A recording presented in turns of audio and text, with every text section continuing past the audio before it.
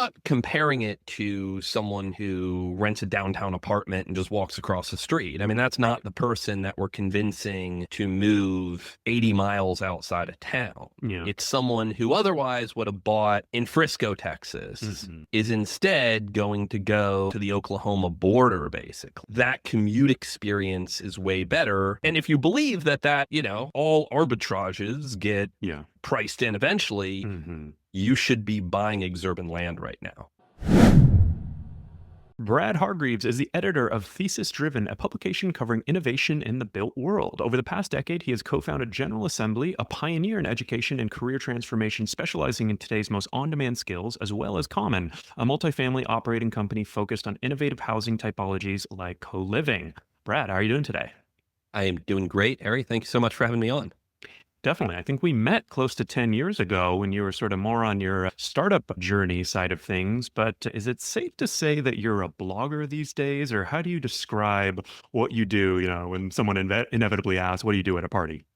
Sure, we could say that. I Well, I write don't know a if it's a real estate compliment or whatever it eh, might be, but it is a good question how you it's all describe new yourself. media at the end of the Yeah. day. So we write a real estate publication called Thesis Driven, where we focus on the future of the built world. We have around 25,000 readers, most of them real estate developers and investors. So it's a trade publication. It's for people who are, either institutional investors, hmm private equity investors out there thinking about where they should place their bets on Yeah. the future of real estate. Interesting. And when did you start your Substack, your newsletter?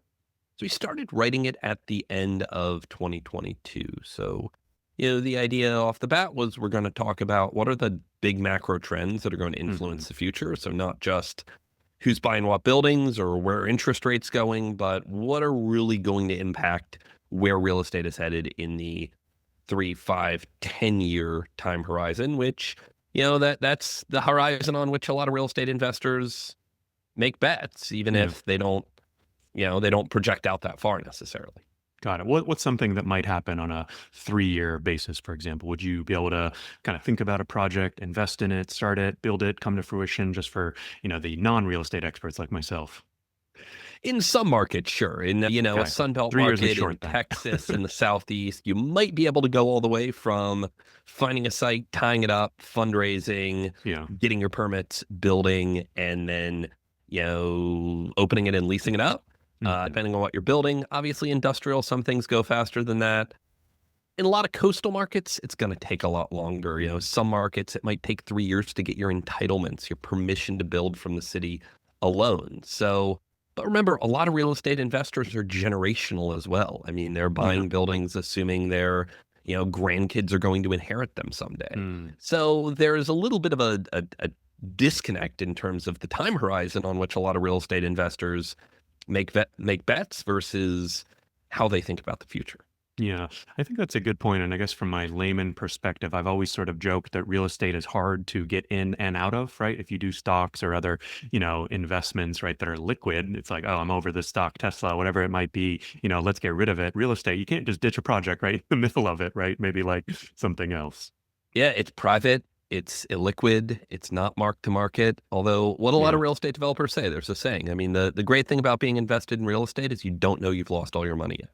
All right. Well, hopefully you'll have many more sayings before this podcast is over. And before we dive into kind of the juicy topic at hand and, the impact of autonomous vehicles on real estate, can you give kind of a quick overview of what is the current state of the real estate market here in mid 2025? This episode get published in a couple weeks. So, I think you mentioned interest rates. Is it a good asset class right now? How are you kind of thinking about it at a high level? Yeah, so it's tough to generalize, I would say. But the biggest macro trend of the past 3 years has been rates being at an elevated place. Got it. They're far higher, since end of 2022 than they've been for the previous, decade and a half, Yeah. 2 decades. And what that's done is it's made it harder to invest in and build real estate because when you're Mhm. investing in and building real estate, you're using a lot of debt to do that. And when interest rates are higher, that debt is a lot more expensive. So it's a lot Yeah. tougher to get projects that make sense. So whether you are a home builder or whether you are building apartments, whether you are building offices, not that really many people do that anymore, it's just gotten a lot tougher to make things work. Now, that said, there are some real bright spots. Industrial, huge boom in logistics Hmm. has led to a lot of capital flooding into industrial properties. What does industrial properties mean? Oh, it's anything where things are being made. So, Got it. like manufacturing space got a big boost by some of the legislation that was passed in the back Mhm. half of the Biden Mhm. administration, like the Inflation Reduction Act, the Jobs Yeah. Act, put a lot of money into manufacturing space. It could include logistics space as well. So, Yeah. an Amazon distribution facility would be considered industrial.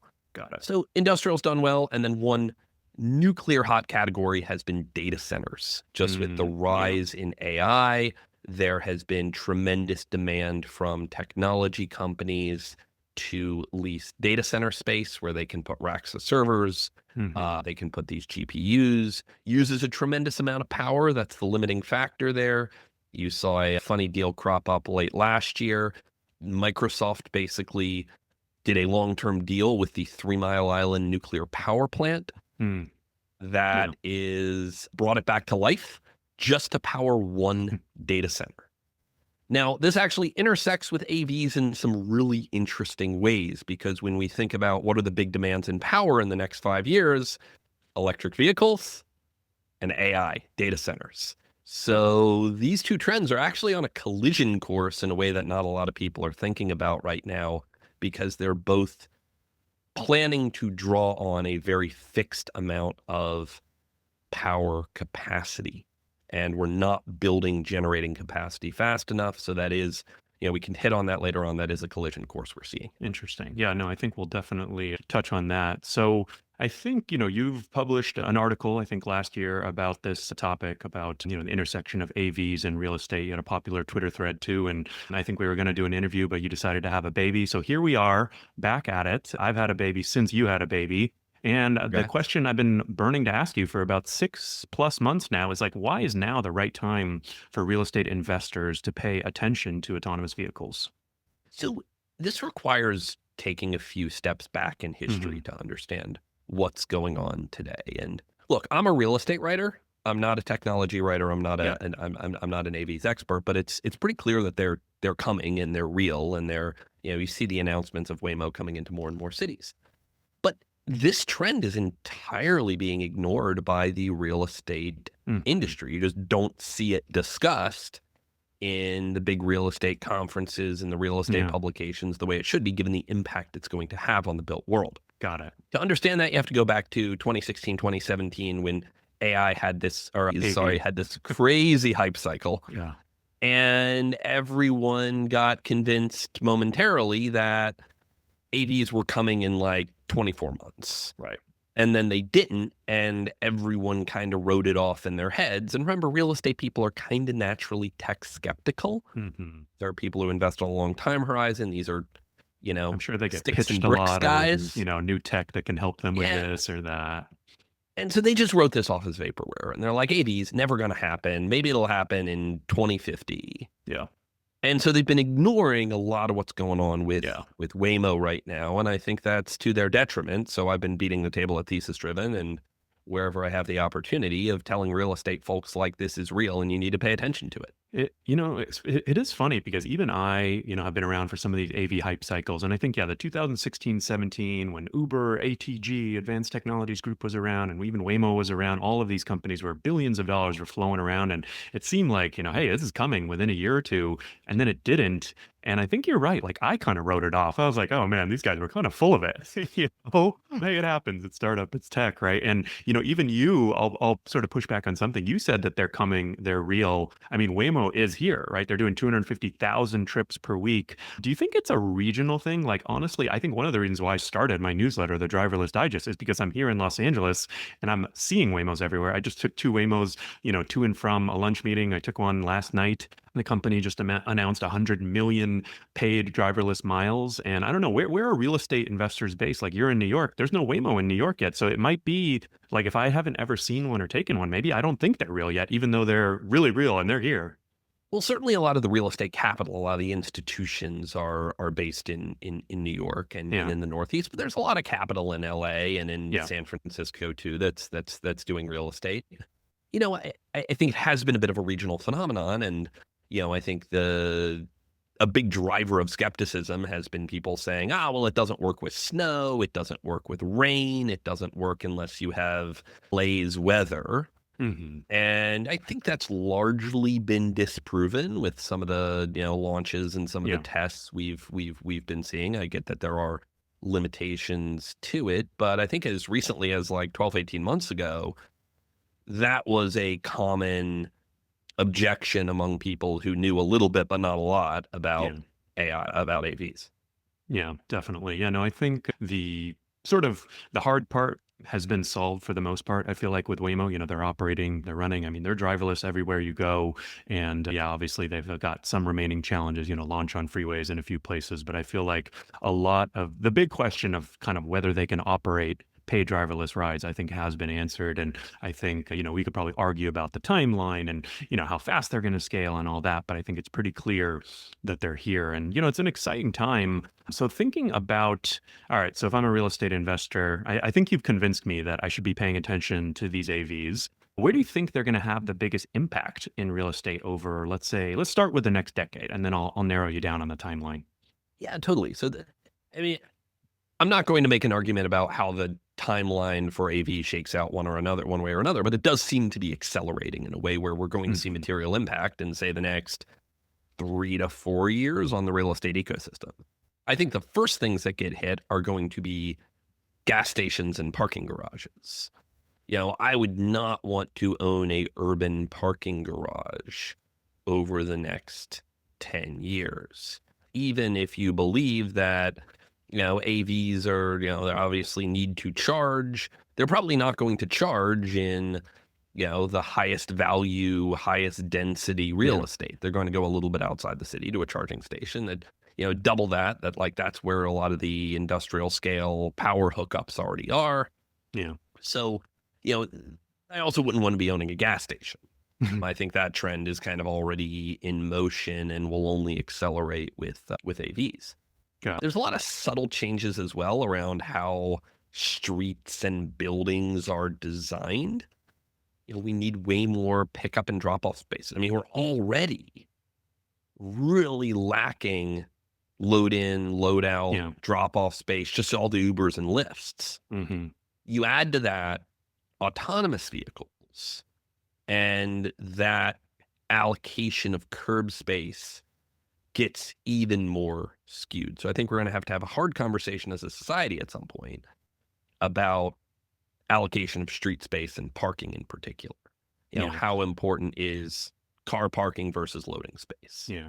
So the gas stations and parking garages, I think, are interesting because that's obviously, more private real estate, people that are owning that now. And I feel like, maybe gas station owners have heard, and even parking lot owners, I feel like they've heard a lot that, Uber is coming, right? Oh, things are going to be different. No one's going to own a car in the future. Do you think, I guess to me, like if I'm a gas station, okay, I could repurpose to EV charging. If I'm a parking garage, I can also, repurpose to fleet operations, doing things for Waymo. Because one thing we have seen is, for example, like these Waymos and Uber, they operate in the high density areas, right? So they operate in, where all the rich people are, where people are taking rides. Here in Los Angeles, there's a company called Terawatt that has a big, I think 30, 40, 50 depot stall right near SoFi Stadium. So you're right. It's not in the core area of LA, but, it's 15, 20 minutes away. So yeah, I feel like, maybe what do you think about that opportunity to, I guess, repurpose for a future or invest in some things that could work in the future?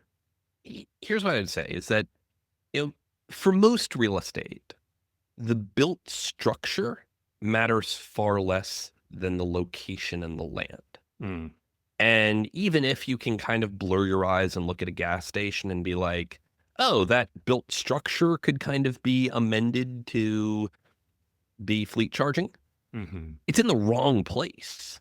Like, you don't need fleet charging stations at prime locations off major arterial roads, which is where Hmm. gas Yeah, stations normally are. that's You fair. want them kind of tucked away in some industrial area that might be proximate to a dense center, Hmm. but you want just to use New York as an example, you want the charging station like in Sunnyside Yards in Got Queens. it. So it's close to New York, but like it's not, you don't need people to see it. Yeah. Whereas a gas station, that location would probably be much better used as, Yeah, that's a good point. if not apartments, probably retail of some sort. Mhm. So if I'm in the environmental remediation business, Mhm. repurposing gas stations, unfortunately, gas stations usually need a lot of environmental remediation. Yeah. That's going to be a great business over the next 15 years. Gotcha. And are there any assumptions that you're making so that, today, okay, gas stations and parking garages, I think are good businesses. I feel like whenever I'm downtown, I see gas stations full and lots of people parking. I think that's a good business today. You tell me. And then what are the assumptions that you're making where, these might not be or won't be such good businesses in the future and they'll have to think about doing something? Like what needs to happen? Is it Waymo has to do a lot more rides or, what sort of assumptions do you see there? Well, I think you have to make the assumption that there's going to be a broader proliferation of autonomous vehicles. Got it. You don't have to make an assumption around which, we can get into around the ownership of those autonomous Mm, vehicles. And is that going to be, private fleets, the Tesla model where everybody owns their own and maybe they mhm. kind of rent it out during the day? Or is that a more, Waymo model of you have, Shared fleet. yeah, you have a shared fleet where they roam around. So it doesn't really matter which one of those you believe. You don't need gas stations in the core of the city. You don't need parking garages, but the difference is, do you need a garage on your house or not? Yeah.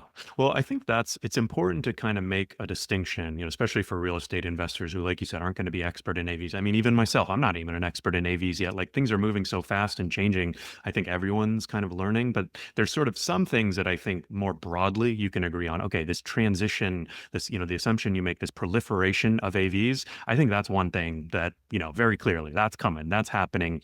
The private ownership versus Waymo shared fleet, that's like, I don't, I think there's a good case there's a good case, there's different companies doing, you know what I mean? Like that's sort of Yeah, where, and it's one of the things when I talk to real estate investors about this, I call it the strong hypothesis and the weak hypothesis. hmm The weak hypothesis mm, is, which actually is a lot easier to get behind, is that AVs are going to proliferate.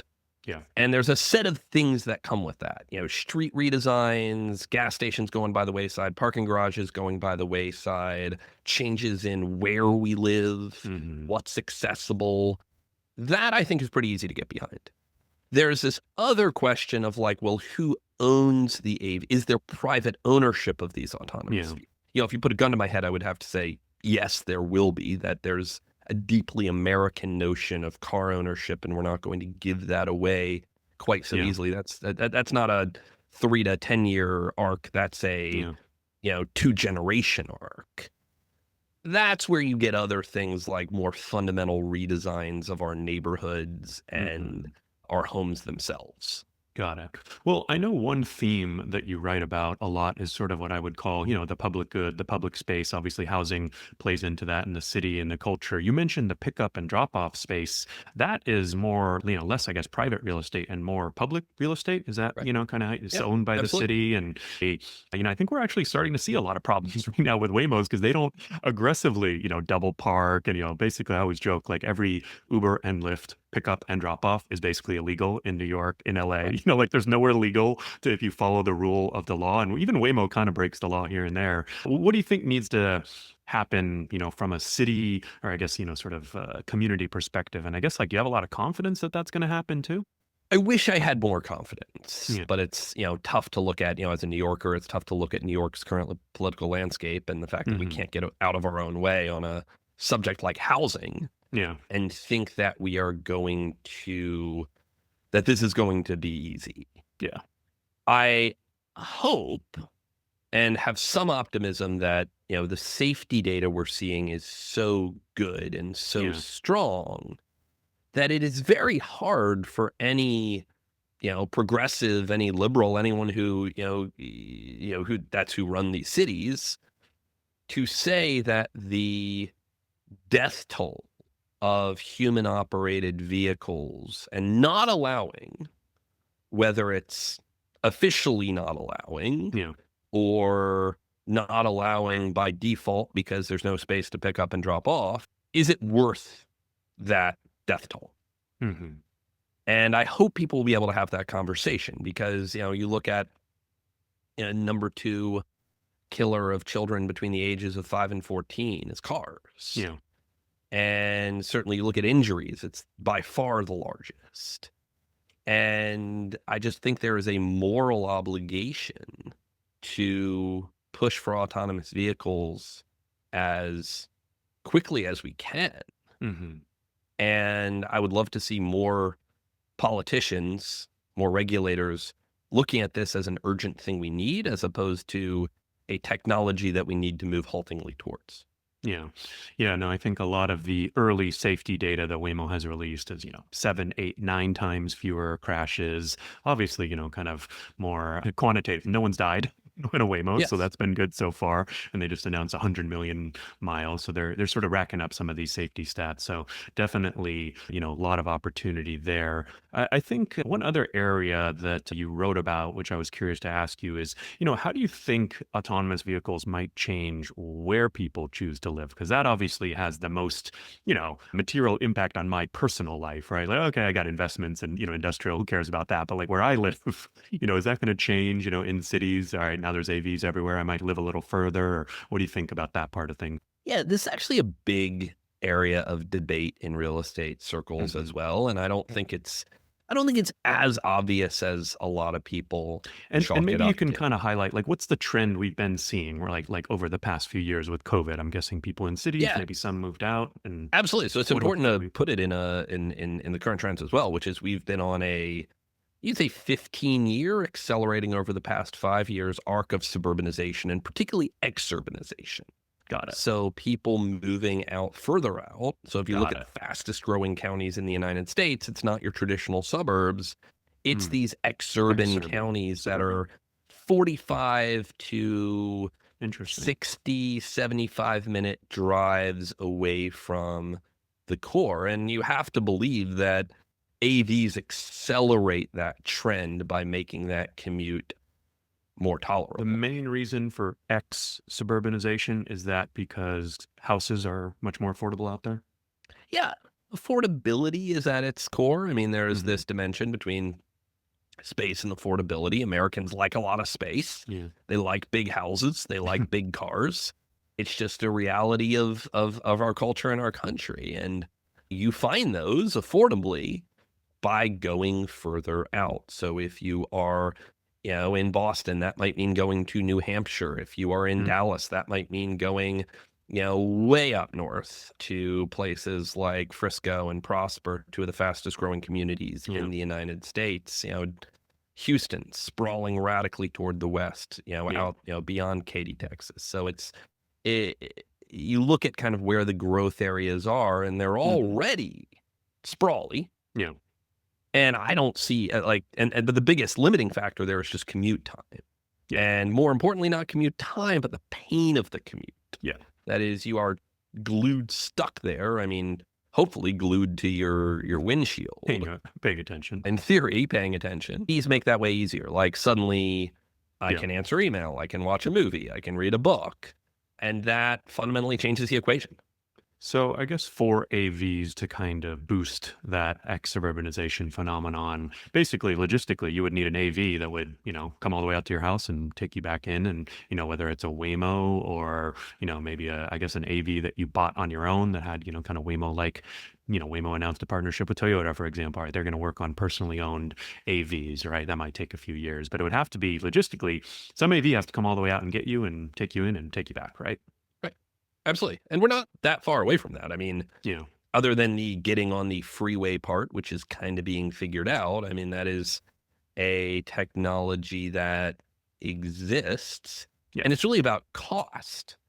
Well, so So, that's sort of what I'm getting at is so I think the technological piece, freeways, they're happening. Waymo took a reporter on the freeways. They haven't launched freeways yet, but they took a reporter on the freeway. So I think they're feeling pretty good about the technology, right? But I think it's more, I guess my question is getting at, hey, if an AV has to drive all the, Waymo, right? They only operate in the core area. If you look at the heat maps of Uber and Lyft, it's all like we talked about that super dense core area because that's where it's most profitable for these shared fleets, for this higher utilization, right? So if you wanted a Waymo, I mean, basically it'd be very expensive, kind of defeats the whole purpose to get a Waymo to come all the way out, pick you up and drop you off. And if you were to own that personally owned Waymo, obviously it's going to start at the high end, of the cost curve, right? It's going to be in the luxury 100,000 plus vehicles. I don't know if you're that wealthy. But Maybe, what maybe are the there's, actual, I mean, other than wear and tear and gas, which someone is paying for anyway if they're driving themselves out yeah, to that's a good point. the boonies, what are the marginal costs here? I mean, with an That's Uber, true. That's true. obviously you've got a piece of meat, a human taking you Yeah. to work and back. That's an obvious cost. Yeah. But you have an Yeah. autonomous vehicle. Waymo has not really separated from Uber and Lyft pricing thus far. And there's a Yeah. big question of why. And the best explanation I've heard is because they don't have to. They are Hmm. supply limited Yeah. and they don't need to because a lot of people see them as a better product Yeah. than Uber and Lyft. They don't need to. Yeah, they definitely don't need to. Well, so you mentioned something interesting that the margin, I mean, the whole point of AVs, right? They're supposed to be cheaper, and obviously it's software. So you're right, the marginal cost should be zero or approach zero. So I think the key is if it's replacing a trip that you already are taking, right? If you are driving yourself, the cost is going to be pretty comparable of the vehicle, of the Waymo. And then sure, maybe they charge you a little 10% margin on that. I'm sure you would gladly pay that. So it actually, I think I'm kind of coming onto your side. I was a little skeptical at first, but I think you're right. That marginal cost over time should be pretty close to what it would cost to drive yourself, right? Right, because we're not comparing it to someone who rents a downtown apartment and just walks across the street. I mean, that's Right. not the person that we're convincing to move 80 miles outside of town. Yeah. It's someone who otherwise would have bought in Frisco, Texas, Hmm. is instead going to go to the Oklahoma border, basically, because that commute experience is way better. Yeah. And so you only have to think about the margin of Frisco to the Oklahoma Right. border. How much does that Well, cost? and there's obviously a geo arbitrage. The further you move away, the more you save. And if that savings Absolutely. is greater than what you're paying for a Waymo, then you're actually making money. And if you believe that, all arbitrages get Yeah. priced in eventually, Hmm. you should be buying exurban land right now. Yeah. Yeah. And it kind of obviously it's, I guess to me, it's on the safer side of a real estate bet because it's a trend that's already happening and you're kind of betting on this accelerating. So I guess like if I was being, kind of judging the risk here, I like that aspect of like, even if I'm wrong, some people are still moving in that direction. Right. And I guess like I haven't had a real job in 10 or 11 years. Like, I don't know, what do people do people commute into the city 2, 3 times a week? Like what have you seen, from the real estate side? I mean, there's a spectrum. There are certainly Yeah. people going in for sometimes 5 days a week, particularly in the Sun Belt. That's more common. But the norm really has been this hybrid approach of like two on the Right. low end, maybe three, maybe four some weeks going into the Yeah. office, which once again, that has been another tailwind behind Right. exurbanization is If you only have it's to a go in a lot couple times. easier to do that 2 times, 3 times a week than it is every day, day in, day out. Yeah. But one last thing I want to say is, and I wrote a piece about this end of last year called The Rise of the Walkable Exurban Downtown, Mhm. is if you drill into the data of where people are moving, they're obviously going to exurbs, but they're not just going to exurbs. Mhm. They're specifically favoring these things that I like to call walkable exurban downtowns, which are these kind of 19th century, typically urban cores that are these Mhm. tiny towns that are 60, 90 miles away from the metro core. Gotcha.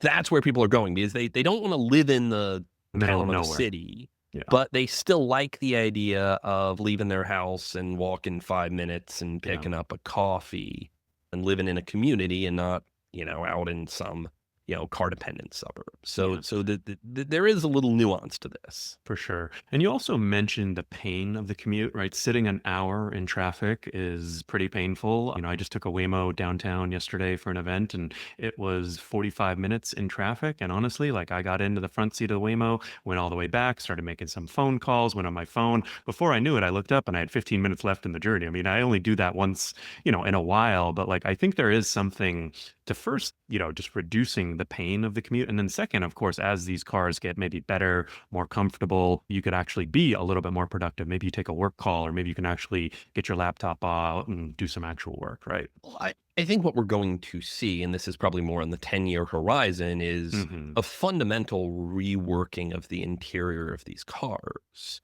That is, you don't need a traditional layout of a forward facing driver seat, passenger seat, bench seat Yeah. in the back for these. So I could easily see myself, pulling up the Waymo app and saying, "Hey, I want to order a desk." Hmm. And the car that shows up has a desk in it. Yeah. And so I can put my laptop, I can put my headphones on. It's, I'm still strapped in some way. I'm sure they'll find a way to figure that out. Or maybe I order a bed, and the Yeah. car that shows up is a little sleeping cabin with a bed. So I think that's more than 10 years out, but I think it's one of the more Well, I, interesting I things I'm think, looking for. there's a company, Zoox. I don't know if you're familiar with them. They're Yes, backed by German company Amazon, or billions no, of dollars. yes. ZOOX, and I kind of refer to their AV as a toaster on wheels, but it's perfect to throw a bed in there, put a desk right in the middle. It's sort of more of like a cabin where all 4 or 6 passengers kind of face looking at each other. So I call it like a toaster on wheels. So, there's definitely some options out there, I think, for what you're Yeah, describing that are I imminent. confused it with a German concept. I remember I know I was doing. So there's another kind of concept car in Germany, which is literally a sleeping cabin on wheels. Gotcha. But no, I know Zooks, the toaster, the big I boxy thing. invested in a startup back in the day called Cabin that did sleeper bus rides from San Francisco to Yes, LA too. Tom Courier's company. Yeah, that's right. Sorry, well, maybe we'll talk to him about getting a 2.0 going. But another area you mentioned that I thought was interesting was this effect of AVs and passive commuting. So we talked about the commutes. I think that you made a pretty good case there. The other area, and you had a nice chart in your article, was weekend trips. That I guess it could expand. Instead of 1 2 hour trips, now you could go a little further, maybe travel. Yeah, and I could go a little further, and there's one concept that I really like here, and I think we're a ways from this. It's at Hmm. least 10 years out, but it does fundamentally change the concept of weekend trip. Because right now, okay, I get off work Friday afternoon, maybe I can cut out early, get in my car, go out to the Hamptons, go to the Hudson Valley. Like that is a Hmm. 3-hour commute in traffic. That is a Yeah. brutal experience. And the Friday afternoon traffic really limits how far Yeah. I can go. So I'm maybe going to the Hamptons, maybe going to the, Jersey Shore, but I'm probably not going to the Adirondacks. I'm probably Hmm. not going, to Cape Cod from New York. Yeah. But suddenly with autonomous vehicles, it enables a bit of a totally new experience, which is a Yeah. car comes and picks me up Hmm. on Friday evening. Yeah.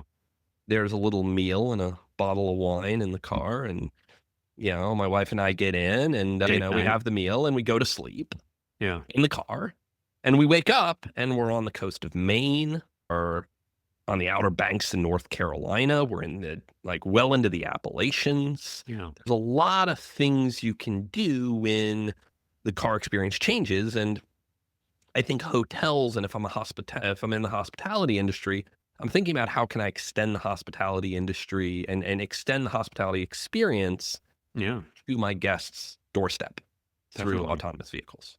Yeah. Well, and it kind of reminds me of, a lot of times, like if I have the Amex Platinum card and they let you check in early and stay late. And so a lot of times we'll do a 1 night stay. And if you get there early and you kind of check out late, you sort of get that full 2 days. So I think that kind of pairs well with the, okay, Friday night, you go to sleep. It's kind of like taking a red eye, but maybe lying flat in something really nice, sort of that first class experience at like a coach cost and extending that. So I think there's some pretty cool opportunities you've highlighted. And I guess like, I don't think it's that far away. I think it's sooner than you might think. So if I'm a real estate investor, let's talk about like how can I get my hands a little dirty here? What's an investment that you might make today based off of autonomous vehicles or something you might consider if I could put you on the spot? Yeah, it's a hard question to answer, Yeah. because I think it's a lot easier to identify the things that autonomous vehicles are going to kill than the Right. things they are going to help. Mm. It's also when you think about exurban land, there's obviously a lot of it. Mm. As you go further outside the city, the amount of sites you could look at increases, exponentially with the Yeah. distance you go. So that's also tough. The one play that I think is really clear are industrial sites proximate to major cities that have good electric hookup. Mm, Existing utility rights are going to come at a premium in the coming years. I mentioned, data centers and how yeah, much, power they're drawing, but EV charging writ large is going to be a big draw on the electrical grid as well. I mean, putting yeah, autonomous vehicles aside, I mean, electric vehicles are happening. They're very much already here and gaining market share quickly. Big draw on the electric grid. yeah, And if suddenly you have fleet charging stations, those need a lot of power. yeah. And I And think it's one off thing cycle power, so yeah, it's not as bad, but there's a real need there, and those yeah. sites with good hookups are going to be at a premium.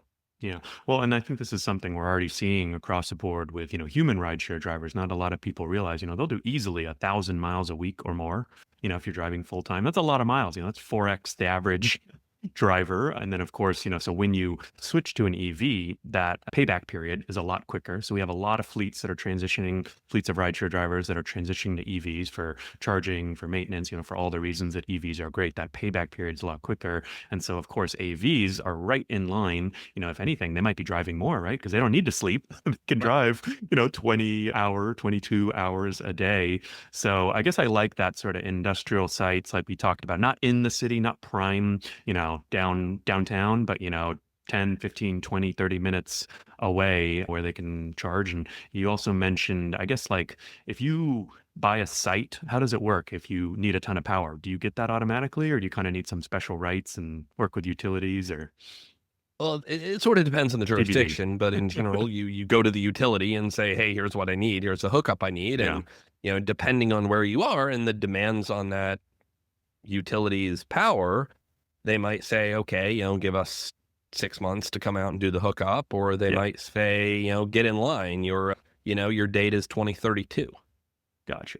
Well, I mean, I think we actually, whether we realize it or not, we identified a few areas that I think are interesting, opportunities that will be affected by AVs, the ex-suburban trend that's already happening and might be magnified, the sort of hotels and luxury and hospitality, that's maybe a bit further than normal. And then the industrial sites close to good electricity hookups, just outside the city. Are there any other sort of surprising or weird real estate outcomes that you think might come from AV adoption that no one's really thinking about or talking about?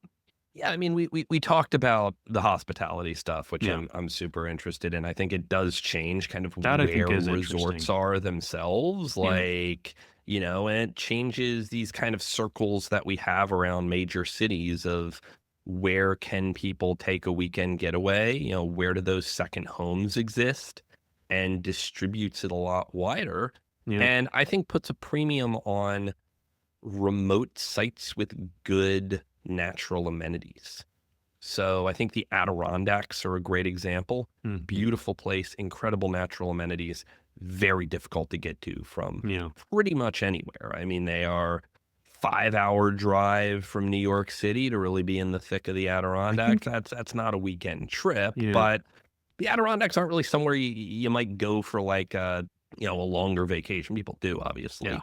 So it's kind of put it down the list of vacation spots, and I think that starts to change. Yeah. This is nice that we've got the New York City perspective. I barely know anything. I don't even know where the Adirondacks. I barely say the word on the map. And I'm here in Los Angeles, and it kind of really thinks to me, it like kind of opens up those 5-hour drives, right? Like people are Yes. weekend trips, 2 hours all the time, but like for me to go from LA to Mammoth, where the best snow is nearby, that's a 5-hour, solid 5-hour drive. And people do it once or twice a year, but I think it's a huge hassle. Kids, everything. It Yeah. seems like that like 4 to 6 hour, there's a lot of really cool stuff within 4 to 6 hours of major hubs. It's normally very challenging or difficult to get to, if you have to actually do the driving. Yeah, absolutely. I mean, I know San Francisco well, and like, Yeah, there's a lot of cool stuff to the north and northwest of the yeah, city, and people still kind of keep in a pretty tight ring in the Napa and Sonoma valleys and yeah. places like that. But I think this really does unlock where people can go. Yeah, and I know we didn't really touch on Tesla much, but they're all the rage right now, as you know. And I think even some of these trends, like what you mentioned with, the 4 or 5 hour trips, like they're kind of buoyed also. They sort of have good tailwinds from, if there's better, Tesla, for example, full self-driving, or, you can kind of take a quick nap for an hour. Tesla lets you take a 1 hour nap for every hour you drive, whatever the product looks like in the future. I think it's kind of buoyed by that also, whether it's a Tesla or a Waymo or, some other company that's raising billions of dollars right now. Yeah, absolutely. From a real estate perspective, people ask me like, is it going to be Tesla? Is it going to be Waymo? Somebody else? I don't know. I'm not an expert in this. I'm not, I'm a real estate guy Hmm. and I'm watching the technology. You're seeing the progress, both what Tesla's doing and what Waymo's doing. It doesn't matter who wins from the perspective of these outcomes on the real estate side. Yeah, definitely. Well, Brad, I really appreciate you sitting down and sharing all of your knowledge. I feel like I kind of got a free consulting session when it comes to my real estate and future investments. So hopefully all of our audience enjoyed. For those who want to learn more, thesisdriven.com. It looks like you've got a number of great articles, a podcast too that I just discovered. So lots of great content over there. And I'm sure we'll chat again about AVs and real estate in the future. So, Harry, thanks so much for having me on.